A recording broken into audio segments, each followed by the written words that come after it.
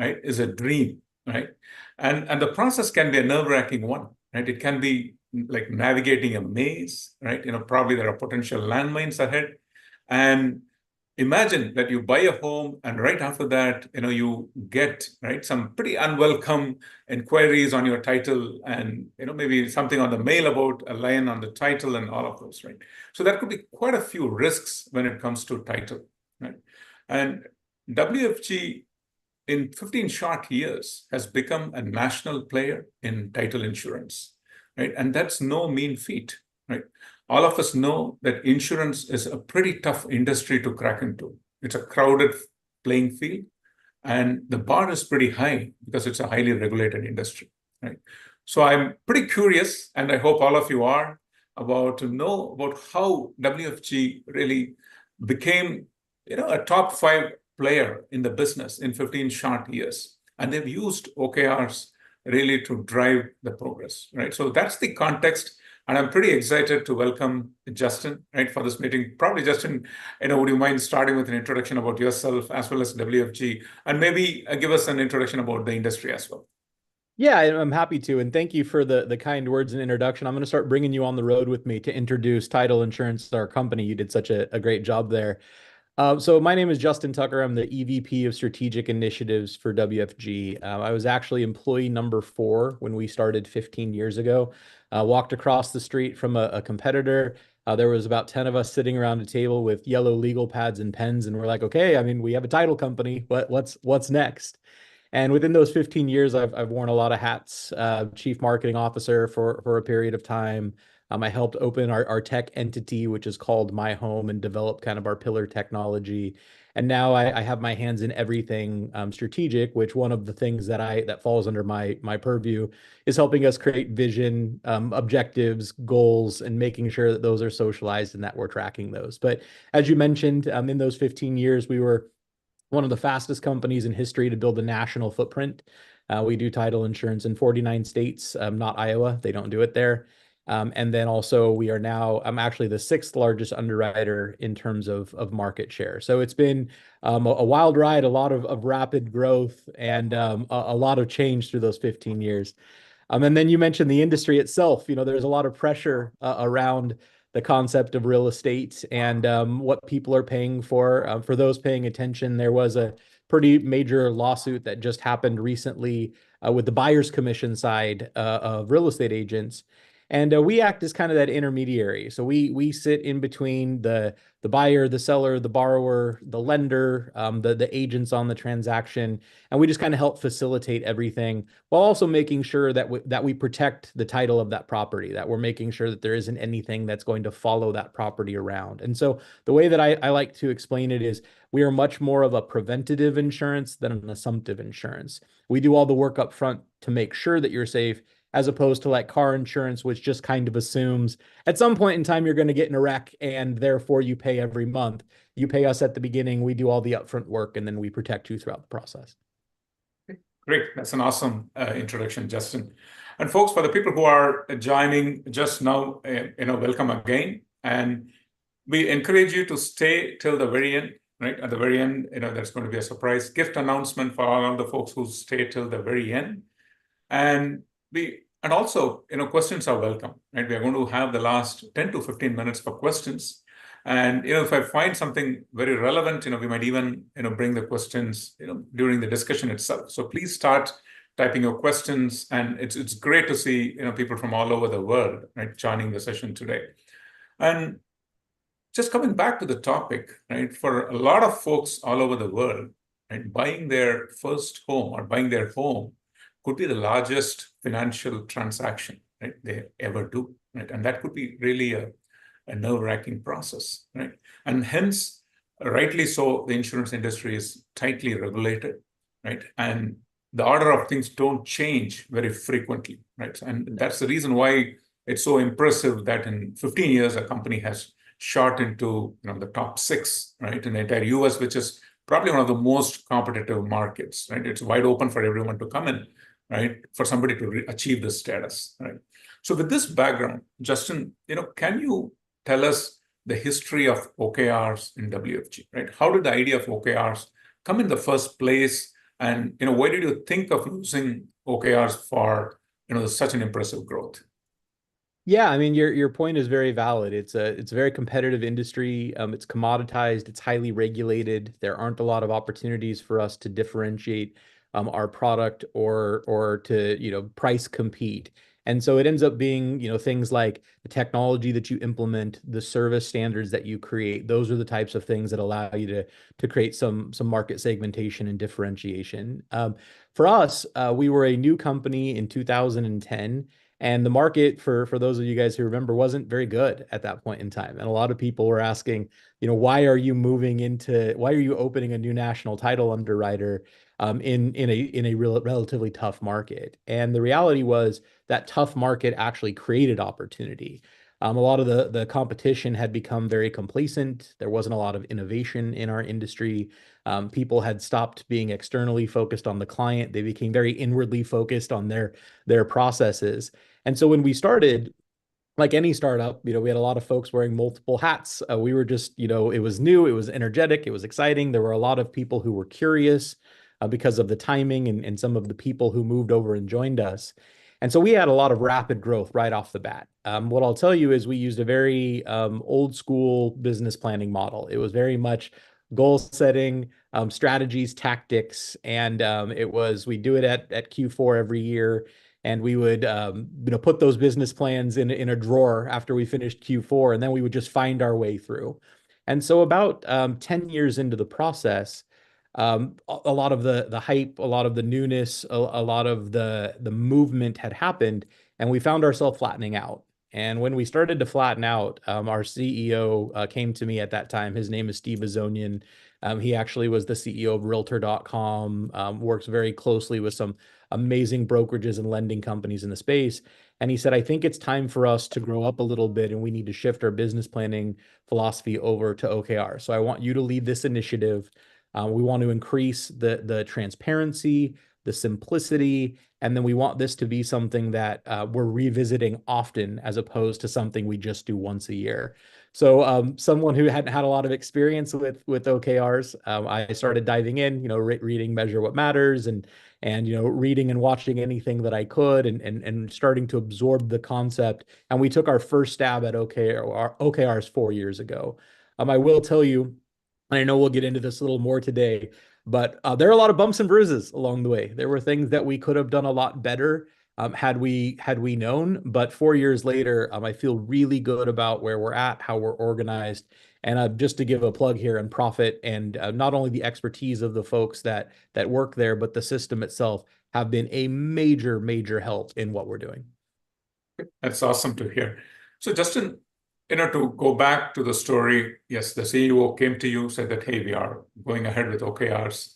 Now, from that point, right, getting the buy-in of, the next level of folks, and then making sure that the entire team is aligned and work as one team, right, towards the strategic goals, right? How did you go about, getting this buy-in and bringing this alignment of the entire team?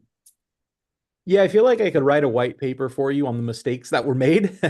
Early on, what we did was we started, hey, we're just going to do this at kind of a tier one level. So our executive management and the management of our business lines, we're going to create OKRs. And we tried to manage it through Excel sheets and PowerPoint documents. No shared space, no transparency, none of the things that you would get out of actually implementing a system. And so I always refer to it kind of as our crawl, walk, run phase. Our crawl phase was this introductory into our executive leadership and business line leaders. In year two, we got a little bit more sophisticated and we dropped it another layer. And then that was when we also started going out and looking at systems. And I'll be honest, I looked at probably 10 systems. I won't name them all here, but did deep dives, got some referrals, set up accounts, played around with that stuff. And so year two was when we implemented Profit for that level. And that just increased the conversation, it increased the accountability, it increased the transparency. We were able to be a lot more organized. We were able to really put a standard to what an OKR or how an OKR should be written and how it impacted other areas of the business. And in a company like ours, where you have a lot of shared resources, we have shared marketing resources, shared development resources. knowing what other people are doing, what their priorities are, and how they lead back to the bigger overall vision of the company, it allowed us to be much more efficient. It allowed us to pivot a lot quicker when we needed to. And then year three, we extended it down to even another layer. We started including sales managers and our operations managers and other folks. And now I think we have a really good, hierarchy and organizational structure around those. And just because I'm proud of it and it's fun to share, those 2 years that I had mentioned, we had kind of started to flatten out. Even in our introductory stages of OKRs, like our first year doing that, we've now had 4 straight years of growth, 4 straight years of market share growth. So even doing it in an inefficient way helped us move forward, and we've only gotten more sophisticated as the time has gone along. Wow, that's amazing, right? To see that OKRs have really truly aided you, in achieving the business goals, right? You becoming a national player, right? In 15 short years, that's pretty difficult, right? Folks in the US, you need to go state by state, get approvals, right? For you to be a player, right? So it's not automatic that you can play across all the states. So it's a pretty tough journey. And also, that leads me to the next question, Justin, right? Real estate is a pretty dynamic market, right? So if I look at it, we had the 2006-7 period when people were flipping houses, right, in the US. Then we entered the cold winter of 2008 and behind, right, and beyond.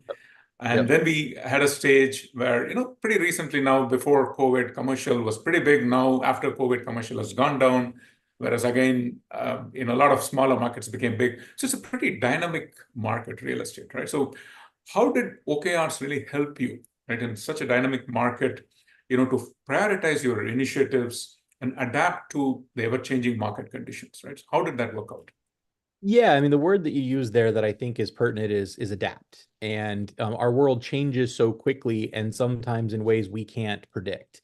I remember at the beginning of COVID, we were sitting down writing our budgets in late 2019 and early 2020, and we were predicting that the market was going to fall off.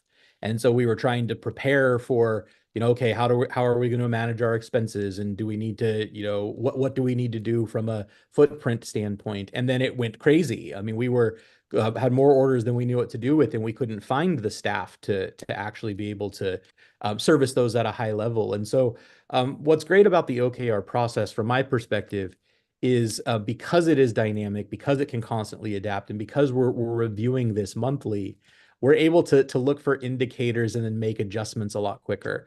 I think that a lot of times business planning people are very they're too static with it. They're not dynamic with it. We wrote these down 3 months ago and we're going to stick to it. And I think our implementation of OKRs allows us to say, wow, that's not what we thought it was going to be. Let's adjust. Or, hey, this is an OKR that we thought was going to be important. Let's defer that and let's put this OKR up in terms of priority.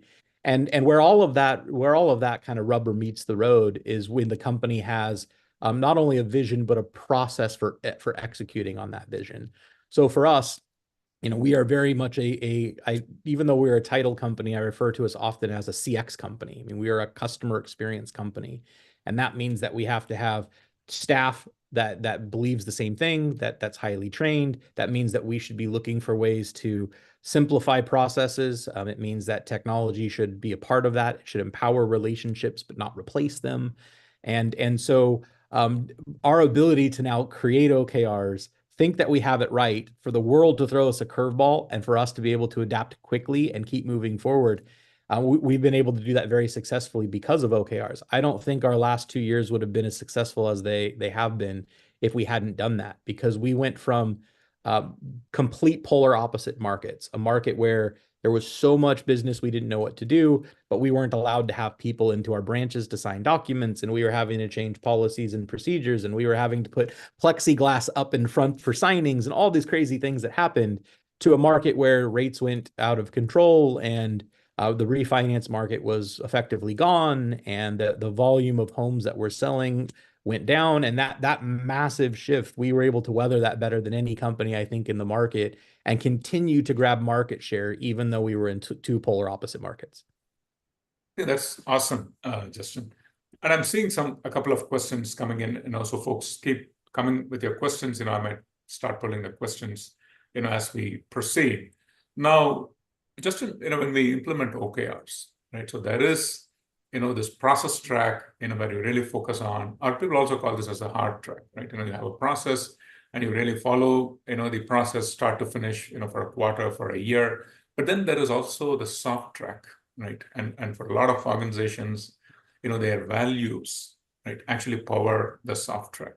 And I've heard a lot about WFG's 5 values, right? And can you please tell us a little bit about how your values played a role in this journey, right? And how did the values actually translated to specific OKRs, and how did they guide your team's efforts? Right?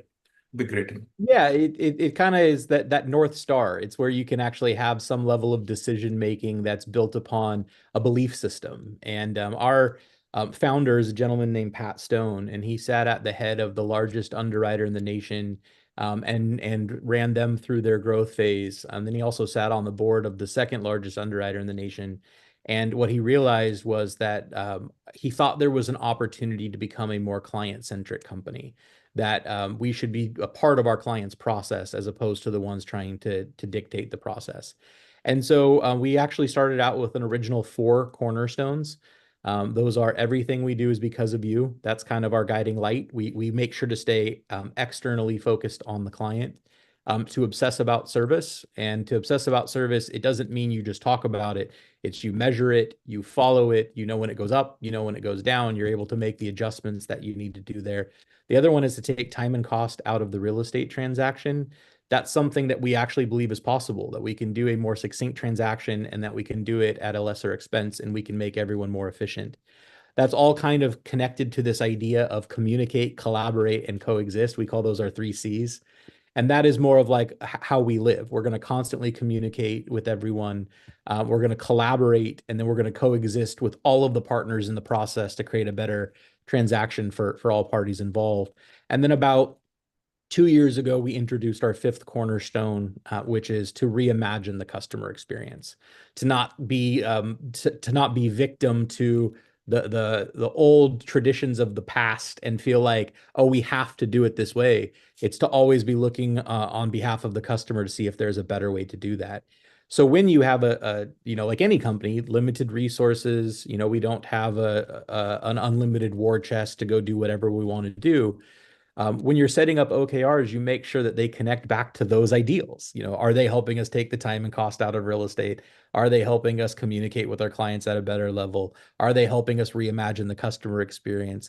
Are we doing this because we're obsessed about service? And that really kind of gives us that guiding light or North Star that then the tactical things start to plug in underneath. And we can say, if we accomplish these things, we are living up to our ideals or our beliefs, which are those 5 cornerstones.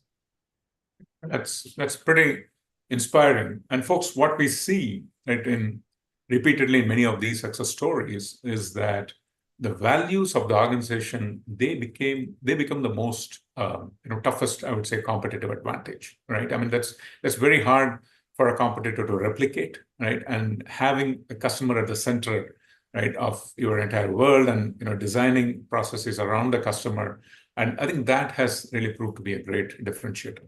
Now, well, I know I hate to say, I mean, I know we're here to talk OKRs, but I can't help it because I love marketing so much. If you don't live by those ideals, but you just put them out as marketing jargon, inevitably what you've created is a culture of hypocrisy. You're saying something, but you're not doing it. And so we say these words to ourselves all the time about our cornerstones. How do we make it true? How do we make it true? How do we make it true? And so that's really important from an OKR standpoint to say, okay, we want to take the time and cost out of real estate. How do we make it true? And let's develop strategies and tactics to be able to do that. Absolutely. I think that's an excellent point. And we have a question from the audience, right? And Devraj has asked this question. When you are planning your OKRs, how do you balance between the long-term and short-term? Right? So what has been your experience, Justin? Yeah, it's a really great question. And I also think one that we're always paying attention to. I mean, everyone I think on this call has probably heard some form of a 1-3-5 and, what's your 1 year, 3 year, and 5 year plan. But I go back to what you just kind of talked about, which is the vision of our company of who we want to be. And then our CEO is notoriously famous for saying, who are we? Who do we want to be? And how do we get there? Well, the OKRs are the how do we get there. And so within that, we have big strategic boulders that might take 2 years, 3 years to accomplish. And I call them heartbeats. And we have shorter things that are more like heartbeats that we can accomplish along the way. And so we're able to balance, doing short-term things that create gain and create momentum and create energy while working on some things that are larger strategic boulders that take more time. So we traditionally focus on a year out at a time in our OKRs and quarter by quarter. And then we don't really create OKRs for the longer term goals, but we have them written as value statements that we're trying to get to. So every year when we revisit, we're saying, okay, did we get any closer to the longer term goal? And what things do we need to do this year to get there? Great. And Justin, there's a related question, right? When you talk about these longer term goals, which you define as value statements or shorter term goals, are there any examples that you can provide of long term and short term goals? Yeah. So for instance, like short term, really common things like we want to grow market share. We can't choose what the market does, but we can always impact, are we getting more of what's available? And so we have very definitive market share objectives for all of our business lines. And we're measuring that month by month, quarter by quarter. We're looking for trends if we're trending up or we're trending down in what areas, and we try to get into the why. A longer term goal would be something like we built a platform called My Home. My Home is a consumer portal that you can actually follow along with your real estate transaction. So think about, tracking a package from Amazon or, following a taxi cab through Uber, to your doorstep. If you can do that when you're following along with a car or with a package, why couldn't we give that same type of transparency and information to a consumer as they're going through a 25, 35, 45-day closing? And that has a much longer roadmap. It has OKRs associated to the growth of the product. We have milestones that we're looking at in terms of user adoption. We have new feature sets that that might be a year out or 18 months out that we're planning for.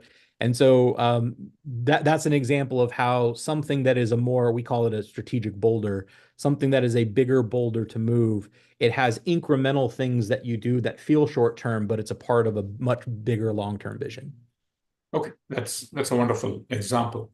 Now, continuing on this topic of the soft track, right, when it comes to OKRs implementation, we probably have in the audience a lot of folks who are driving the OKR program for their organization, or maybe they're planning to drive, right? They're going to be the program owners, they're the OKR captains, as we say, right? And one of the challenges that people have is employee engagement, right? How do I convey the excitement to folks, right? And how do I make sure everybody is engaged? How do I ensure that people follow the planning process completely? How do they check in, regularly, week after week, right? So how did you go about this whole employee engagement track? Yes. Yeah, I mean, it's the old saying, how do you eat an elephant one bite at a time? I mean, I think that the reality is we just had to get started. I think we could have stayed in the planning phase too long, and then we wouldn't have had an opportunity to learn. And so for us, it was just about getting started. And then if we get started, we can improve and we can round corners. But what I would say for anyone who's going to be in that role, which was the role that I played, you have this nice balance between what I would call top down and bottom up. From a top-down standpoint, you have to get your executive leadership on board. They have to believe. I was very thankful that our CEO was a big fan of OKRs, that it was his recommendation that we move this direction.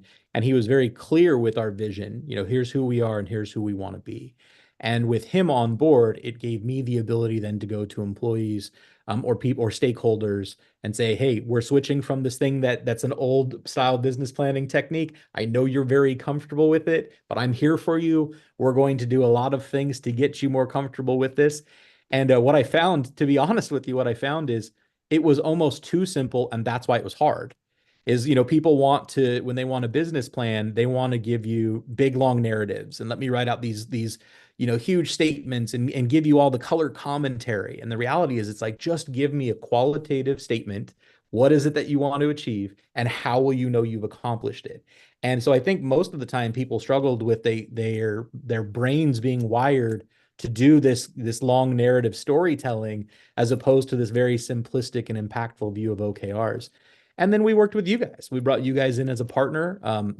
We did a lot of training sessions, a lot, where we brought in our business line owners, or we brought in our corporate department heads, and we let them go through this really interactive process of, okay, maybe just say what's on your mind, and let's try to work together to craft that.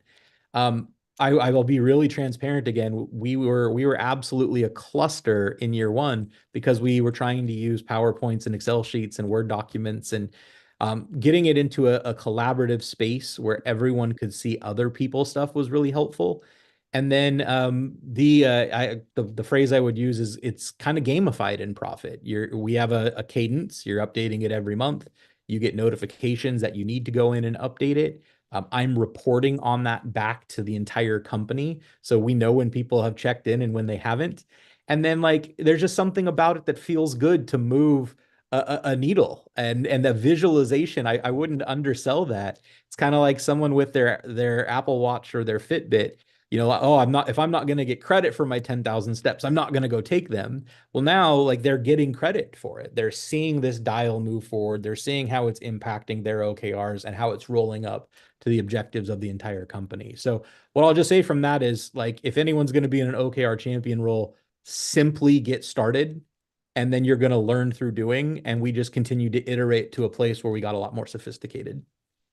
That's pretty informative. And, for a lot of folks, it can look like a pretty imposing task, right? An OKR captain or an OKR champion. Yes, it is a challenging task, right? Because you are, going to be asked to produce results, over people, you may not have formal authority over, right, necessarily, right? So that's a challenge. Now, continuing on this topic, and thanks a lot for the mentions on Profit.co, but continuing on this topic, OKRs, one of the core, I would say, aspects, or core characteristics of OKRs is transparency, right? And I know in the tech industry, transparency is a given. In some functional areas like sales, right, transparency is a given, right? The scoreboard is out there. Everybody knows how, everybody else is doing. But in the insurance industry, was transparency a given? Or, did you bring that in, for this, when you did OKRs, how did that go about? How did you go Yeah, about I'll probably tell you more about the title industry than you want to know right now. So my apologies, but we really have this interesting dynamic, which what we call like our markets versus our corporate roles. And so like we call them profit center managers. A profit center manager has an operation. Let's say they have Portland, and underneath that, they have a certain amount of retail branches where realtors, lenders, and consumers are coming in, and we're helping facilitate the transaction. And then you have, corporate initiatives where you have, HR and accounting and InfoSec and all these other things that you need to do. And sometimes those things are at odds because the markets have a need from a customer standpoint. And then they don't understand all of the corporate initiatives that you have, and that you have limited resources, and that you have to make sure you're prioritizing and you're picking things that all they see is, I have a need for this thing right now, and I'm not able to get it. And what OKRs did for us with that transparency is be able to also convey, hey, this person in corporate, let's use our InfoSec team as an example. Here are their 5 OKRs. Here's where their focus is. And it doesn't mean you aren't important. It just means we have to prioritize certain things over others. So it created a lot more understanding through that. And our teams work much more closely together, as opposed to before, all they were thinking about was what their objectives were. And it was like, hey, I just need this support and I can't get it. And there was no reason to be able to say why. So I really think that when you start to unlock all of that, you create empathy between your departments and understanding of how things all connect back to the bigger overall vision. And so we don't have the same type of flare-ups that we used to have. And I think that's largely due to transparency. Sure, that's pretty helpful, Justin. And we have another interesting question from Devraj, right? So he's asking, his question is, hey, you have 2 types of OKRs, right? You have committed OKRs and you have aspirational or stretch OKRs, right? So first, Justin, I would like to know about how, you went about, differentiating between those OKRs, even at the planning stage. Did you give any guidance to the team? Like what percentage of the OKRs should be committed and what percentage should be stretch or aspirational? Did you do that? And also, how did you distinguish between them during the check-in process? Right? And that's Devraj's question. Yeah. Yeah, good question. I'm going to split a little bit of hairs here. So in our planning phase, we do something that we call pillar OKRs versus unique OKRs. So let's take our markets. Our pillar OKRs would be the same 5 OKRs for all of our markets. They would have a market share goal, they would have a recruit goal, they would have a productivity goal or objective, sorry, and then the unique ones were things that they could create on their own that were unique to their market. We did it a little bit different in terms of our committed or aspirational is within those OKRs. So take market share, for instance. They are committed to a number at a growth of 2%, but their aspirational goal might be 2.5%. And Mhm. so a lot of our stretch goals came within our committed OKRs.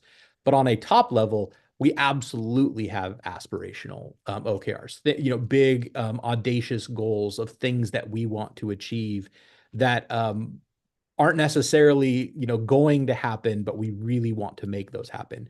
So those are things like we're working on a post-closing element of our business where we can stay connected to the customer long after the transaction closes.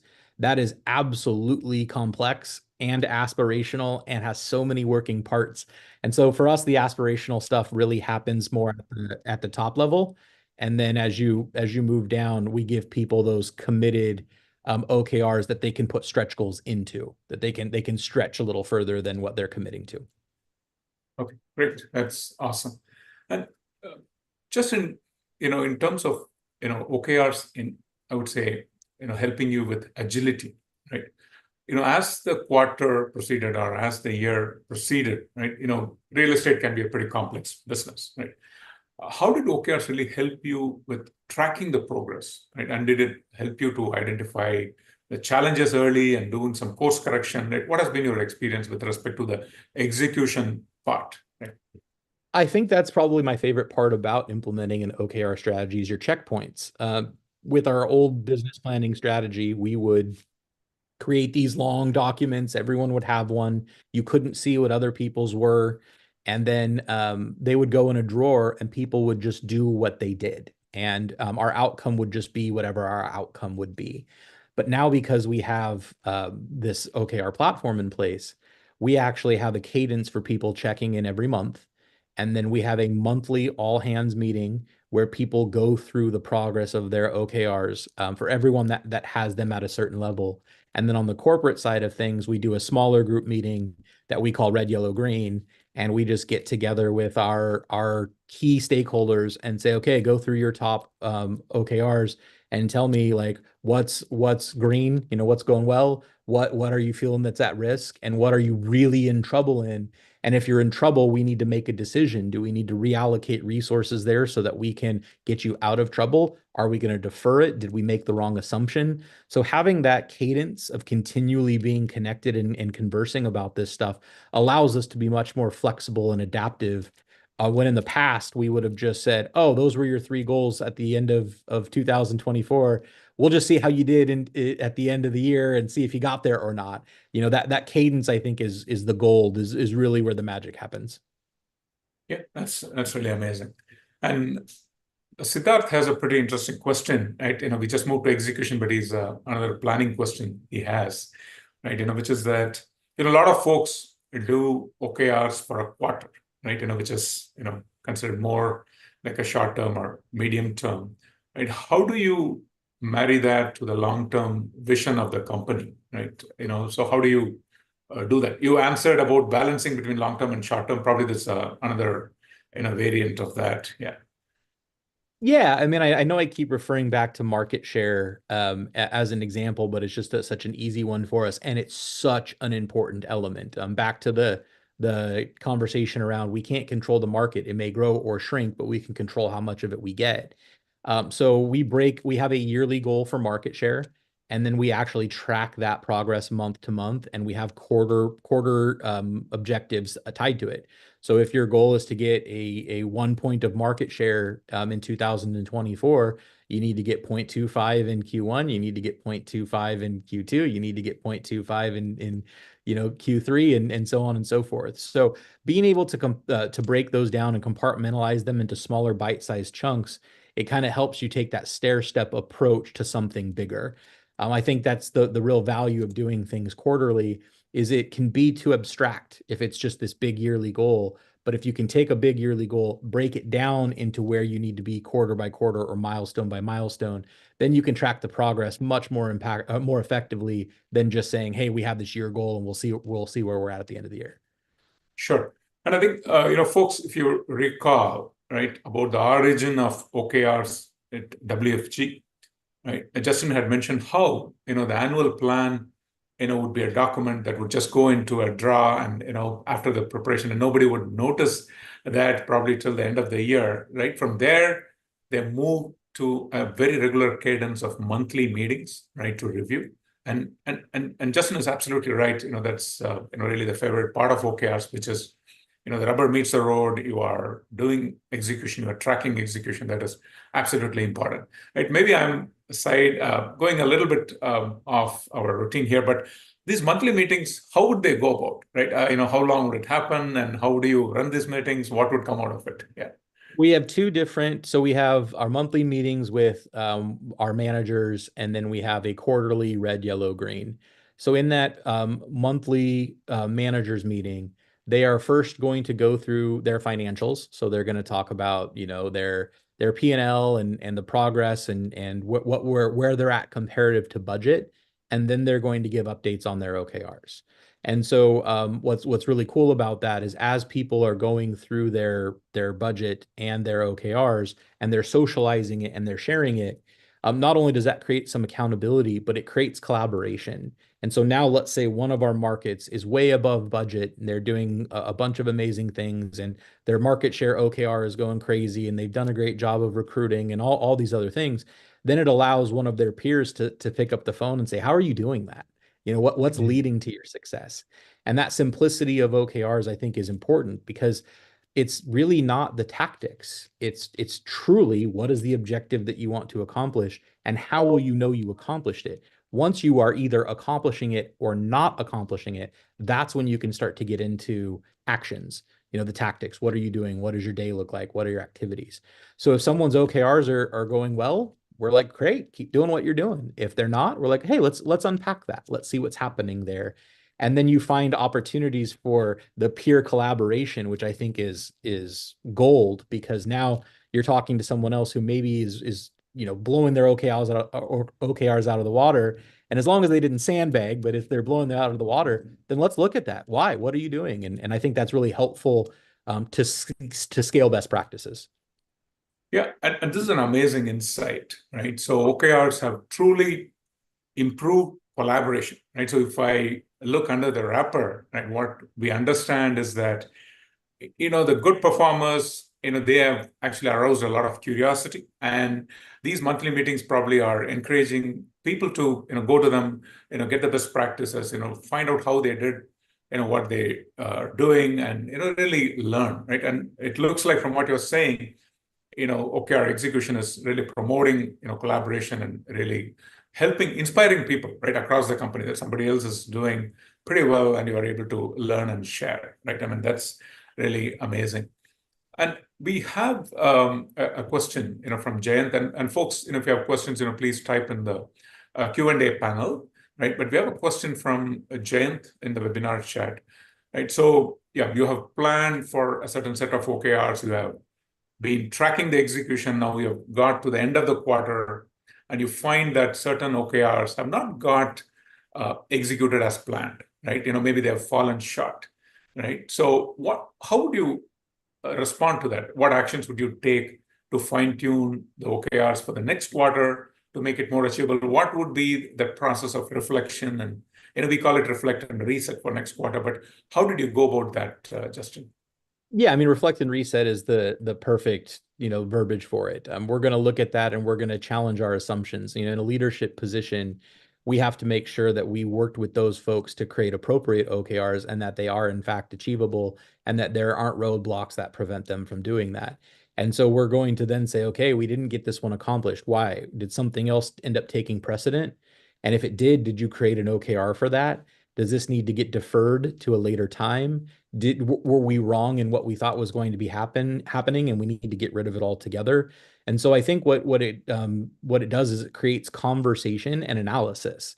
And so if we get to the end of a quarter and we didn't get to where we needed to be on something, all of those are open for conversation and dialogue with the OKR, whose OKR is this, who the stakeholder of that OKR is. So were we wrong? Was there a roadblock? Did you need more resources? Do we need to adjust this? And then we can just reset, reflect, do that reflection, and then reset. Okay, are we going to do this in Q2? Are we getting rid of it? Those are the types of conversations that can happen. Okay, that's awesome. And your check-in frequency, what was it? Were you doing weekly, bi-weekly, monthly? What was it?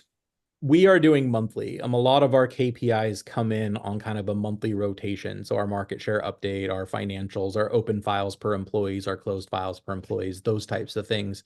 And so we have that analysis and cadence monthly. Okay, that's awesome. So folks, I mean, if you really look at this, they do the monthly check-in, they have monthly review meetings, and then you have the end of the quarter reflection. So hopefully there are not too many surprises, right? People have gone through at least 2 or 3 cycles of reviews, right, before the end of the quarter, right? So that's truly a best practice, right? Which you've been following. That's really amazing. And well, sorry. One of the things, sorry to interrupt, but one of the things that I really love is the cockpit section of Profit. And so along with that cadence, I created a deck that I send out monthly, which is to all of our stakeholders, an overarching view of the entire company. And so we get to see, hey, here's how many objectives we have. Here's how many key results we have. Here's how many have been accomplished. Here's how many are on track. Here's how many are in trouble. Here's how many are at risk. And even just that visualization of the bigger picture and being able to socialize and send that out to the entire group and let them see, all of the intricacies that we have, but that it all rolls up to a bigger overall vision. That is something that I think is been really impactful with our team to see that, because now they know, oh, like, hey, we're on track or we're not. And then you can proactively address things that you're not on track on instead of reactively doing it. Yeah. So Elias, I hope your question was answered. Right? Elias has asked a question, right? How do you bring the visibility of OKR achievement of individual level, team level, and company level, right? And I think Justin has just answered the question, right? Using Profit.co's visualization, right? You can pretty much do it. There are multiple ways in Profit.co to do it, right? We can share with you more, but Justin just vividly explained that just now, right?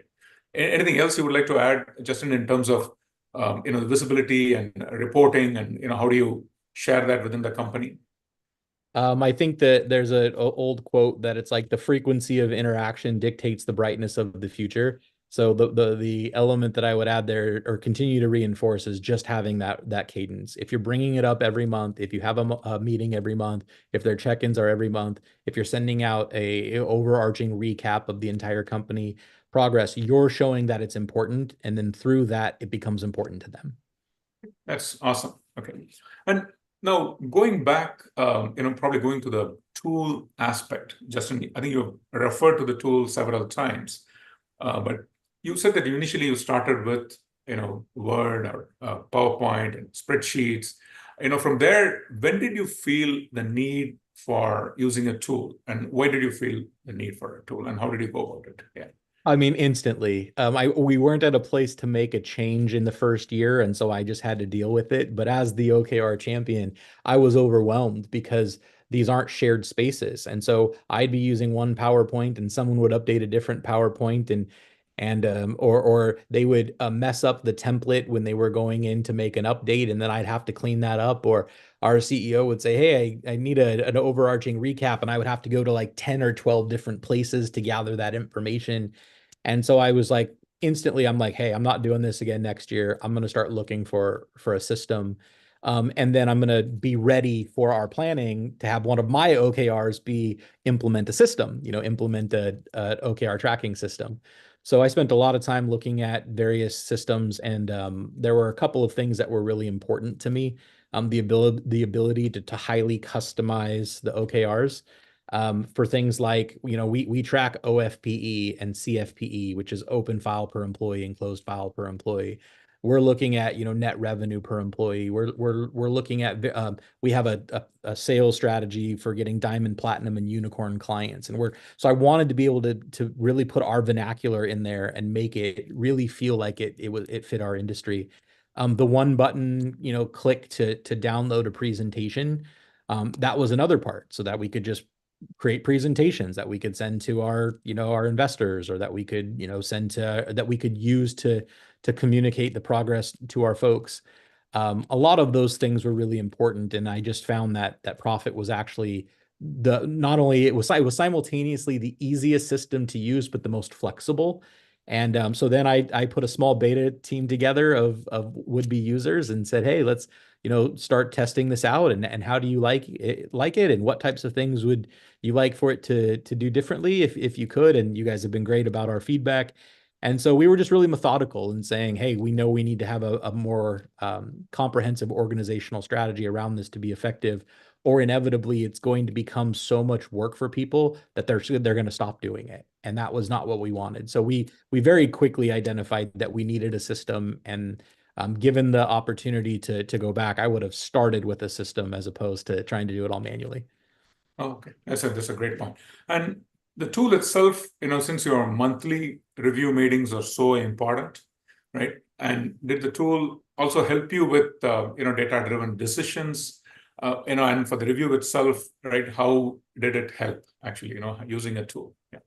Yeah, I mean, I think the monthly meetings, we actually have everyone export out their OKR hierarchy PowerPoint presentation, and we combine all of those into a deck, and we go through that collectively. But on a much smaller and more informal level, just no matter what, when I'm having a conversation with someone in our company, I can just open Profit and go to their section, and we can have a conversation about where they're at. So the ability to have that shared space that has everyone, that has all of the history, the check-ins, the trailing information, it empowers me to really have my arms around everything, and then be able to have really good conversations and say, hey, let's go to your OKR section, and let's dive in and see where your progress is at. Is there anything that you need from me? And is there something that you feel like we need to add? Or is there something that feels like it's not fair right now because of an unforeseen variable that we didn't know? I could have never had those types of conversations doing it manually through, PowerPoints and Word documents. Sure, that's a pretty important point. Now, I see a very interesting question from Jayant, right, on the webinar chat, right? It is, again, going back, probably to the culture of the organization and at the planning stage. So his question is, what freedom did the managers have, right, to come to the leadership and say that, hey, this OKR, this objective seems to be out of place or needs a revision? So is it completely top down, or is there a bottom up aspect? Can people push back? How do things happen at WFG? Yeah, it's a great question. And it is both top down and bottom up. I mean, there's no way for me to be the subject matter expert in all things WFG. And so, one of our cornerstones being communicate, collaborate, and coexist. We are going to give people a lot of say in what they believe is the right direction when they're the owner of that OKR. So if we explain to them what the overarching goal is, hey, we want to be this. And then how do you think we should get there? We're going to give them an opportunity to weigh in and make that very collaborative. I think the element there was, hey, if they're not achieving it, or if something changes, what freedom do you give them? And I think that's, again, goes back to just being able to have a platform where you can have that dialogue, and you can say, well, why do you think it's unfair? And do you think that what is it that's preventing you from getting to where you need to be? And so we definitely give people a lot of say in what they do. We want them to have that radical ownership. But there are definitely times where we're also saying, hey, but this is something we need to accomplish, and I need you to get on board with that. And I know I'm being a little bit redundant here from something I said earlier. And I know this isn't a technical term inside the world of OKRs, but that is why we established what we call pillar and unique. Pillar are things we require of our markets, and we're tracking those objectives to make sure that they're achieving those. Unique are the ones that we allow someone to create based upon their experience and what they see around them. And so we might say to one of our markets, hey, here's your 3 pillar OKRs. Everyone has, some version of these: market share, recruiting, productivity. But then for you, as you're reading your market and the nuance of it and your staff and where you're at and what your clients are like in, say, Portland versus, Orange County, you tell us what you think you need to do to be successful. So we give them a lot of opportunity to put skin in the game with their expertise and knowledge, as opposed to just being dictatorial. Okay, awesome. And there's a pretty interesting question from Elias, and that's probably something which a lot of OKR champions and OKR captains they have, which is a resistance from folks about doing regular check-ins, right? So how do you make sure that managers and folks who are owning key results, right? How do they really check in? And people can come with a lot of excuses, say, hey, this is taking too much time. It's taking my time away from focusing on my course, work or strategy, whatever you call it, right? But but monthly reviews can happen only after check-ins, right? Reviews are meaningful if people have done the check-ins, right? So again, the question is on how did you go about really solving this dilemma and making sure people are checking in? Yeah, it's a really good question. You don't want this to become burdensome. I mean, if for any salesperson on the call that's ever had to deal with the CRM, it's like a CRM can be your best friend in the world, but it takes work. And then if all you're doing is implementing things into a CRM, you're not outselling. So we didn't want this to become burdensome for folks. So one of the things that I really liked about Profit is how easy and visual it was. But I would just remind people that you have to give me progress some way. So would you rather write out a whole bunch of long descriptions in an email to me, or go in, slide a slider, give me a couple of notes, and now that progress is showing, and we have a historical record of it that we can both refer back to? And then I would also remind, like, the perfect world, at least for us, I mean, and I know everyone's got to make OKRs fit for their world. So some of the things we measure and are focused on might be very different. But we just kind of keep that rule of thumb, which is you should have 3 to 5 OKRs and 3 to 5 key results underneath that. So I would just kind of, in a very nice way, I wouldn't push back on them in a confrontational way, but I would say the reality of it is for you to go in and update 3 to 5 OKRs with 3 to 5 objectives with 3 to 5 key results underneath. That's 15 minutes. I know you can do that in 15 minutes. So take the time, do it thoroughly, make sure you're updating it, and then we can have conversations about if you need more resources, or if you're falling behind, or hey, you're crushing it, what's going on? Give me more insight. This is great. Thank you. It's just as big of an opportunity to create accountability, but it's just as big of an opportunity to praise and to give gratitude and to say, hey, great job, you're crushing it. So without that transparency, you can't, not only can you not create accountability, but you can't create gratitude. And I think gratitude is just as important. No, I think you're, again, going back to the values, right, and the soft aspects, right? You're absolutely right. Gratitude. And during these monthly meetings, right, it becomes an opportunity for people to share what has worked, what didn't work, right? So check-ins are pretty important. And I think the key point, which Justin made, is that, with a tool, it's like Profit.co, it's not going to take more than 15 minutes to sum up your work of an entire week, right? And that's a time which is well invested, if that's going to really help, the rest of the organization to know how work is proceeding, in your part of, the area, right? Now, we're going into the last 5 minutes. A lot of interesting questions are pouring in. I'm trying to, we'll try to get as many as possible. Devraj has a couple of pretty interesting questions, right? Did you integrate and he assumes that you have integrated, right, OKRs and goals into the employee performance management process? We haven't used the functionality, the review functionality in Profit yet, but in our world, OKRs are very much tied to financial incentives for folks. And so we call them discretionary bonuses. And so when we go through that world of discretionary bonuses, we're saying, hey, here's the bonus that you can achieve, and it's tied to these OKRs. And the reason it's called discretionary is we also want to be fair. If you weren't able to accomplish an OKR because of something that was out of your control, or we changed paths, we're not going to penalize you for that. So from both a review standpoint of employee performance and a monetary standpoint, OKRs become a really great way to make sure that people are getting done what you have as an expectation of them to get done. But I would also add the other side of that coin, which is it's fulfillment for that person as well. And so, what do you hear from employees the most often is poor communication, or I don't have any feedback on what I'm doing, or I don't know what's expected of me, or I don't know how to judge success. Well, when you implement OKRs, you not only have a mechanism as a leadership team to manage the progress, but you also have a way for the employee to very much feel much more fulfilled in what they're doing day to day, because they have clear expectations, they have clear markers of what they're doing. So it helps both sides. It helps from a management side of things, and it helps from an employee satisfaction side of things, because they have a lot more clarity on what it is that they're expected to go do. Sure, sure. And probably we'll have time for two more questions. And I see some, great questions from Siddharth as well as Devraj, right? And let's take the question from Siddharth first, right? Which is, when you are focusing on short-term goals, through OKRs, right? His question is that, does that mean, that we end up losing the sight of, time-consuming objectives like, brand building, over a long term, right? Trust of your customers and suppliers towards WFG, having, reliability, right? I mean, Toyota didn't build reliability as a brand value in a year, right? It takes a lot of time, right? So how did OKRs really, prevent you from focusing on those long-term objectives? That's the question from Siddharth.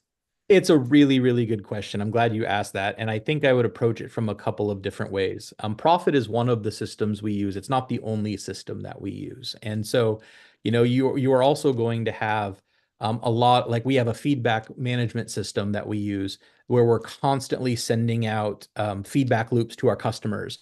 And tracking our net promoter score and tracking our CSAT scores and other things like that. So I think you have to have a continual feedback loop from your customers at all times to know if you're going the right direction. And then brand is only what other people think it is. You can signal what you want it to be, but inevitably it's going to be what they think it is. And so if you don't have those types of feedback loops in place, you may think you're doing something and your customer doesn't, and you're not winning the way that you would want to win. The other thing that I would say there, in the short versus long-term element of that is that those incremental mile markers allow you to build bite by bite up to those bigger goals. So when you take something that can be really audacious, like we want our brand to be known for X, that can feel very overwhelming. And what you need to then do is do some short-term things that you get out into the world, and that you see how they work, you see how they react, and then you can continue to make adjustments. So we very much have big, audacious, long-term goals for our brand, for our tech stack, for the growth of the company, but compartmentalizing it into smaller chunks and then using those as feedback loops to see, are we actually accomplishing what we want or not, is why I think the OKR process is so valuable. Sure, that's great. Thanks, Justin. And probably the last question, Devraj has asked, what are the three key things, which OKRs brought to the table, without which it would have been very difficult for WFG to achieve, the pretty impressive milestones that you have achieved, right? You've become available in 49 out of 50 states. You've become a top 6 player, amazing achievements. How did OKRs contribute? Top 3 things. Organization. So just getting our arms around everything and putting it in an organized format. Transparency, people being able to see all of the different departments in our organization and what they're focused on and how it lines up to a bigger overall vision or goal. And then the last thing that I would say is we actually now have data. And that data allows us to know, are we getting to where we need to be or not, and make adjustments accordingly. So from the ability to just organize our world, which was a bunch of silos and disparate parts, then to put it into a format where we have transparency so people understand all of that vision, and then to be able to check back on the progress of that with data, those allow us to really know if we're making the inroads that we want to be making. Great. So we are at the end of the hour, and looking at the feedback from the audience, it looks like people have truly benefited, right, from your great answers and true practical experience of how things actually went, right? So Justin, thank you very much for all the insights, and audience, really amazing questions today, and we really appreciate all of you staying back, till now. And, probably somebody from our marketing team would make an announcement, before we end. But Justin, any closing words, but thanks a lot. Yeah. Well, thank you guys for having me. And I just would say OKRs have been a really important part of us getting unstuck in our transformative journey. And, I would just be an advocate for the profit system. It's really allowed us to do everything we need to do from an organizational standpoint. So you guys have been great. Thank you for all that you do for us. Great, thanks. And some folks have asked for your LinkedIn handle, Justin, and I've just shared that, right? And so folks, once again, thank you very much. This was probably a pretty informative session, right? And I hope it truly benefited you. And if you have questions, please don't hesitate to email us, right? And, we would definitely get back to you. And, Profit.co has quite a few sessions coming, forward. Please come and join. We also have some great coaching and consulting sessions, going to be happening over the next few weeks, right? We would encourage all of you to check out our website for some great content. Okay. So thank you very much, Justin. And thank you, all our audience members. And thanks, Profit.co team. Yeah. Have a great day, everyone.